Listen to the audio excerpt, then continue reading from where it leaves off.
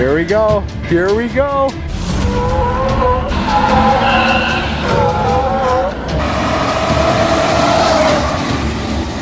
Oh my God.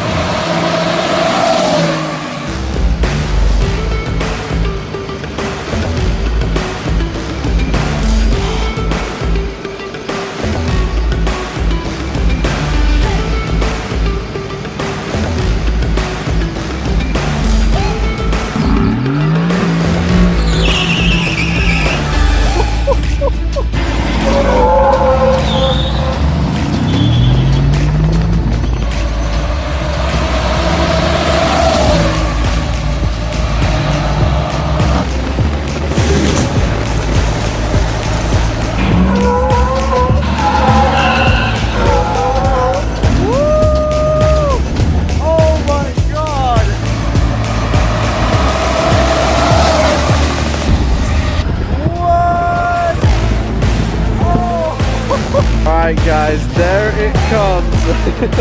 The undefeated champion today. Wow.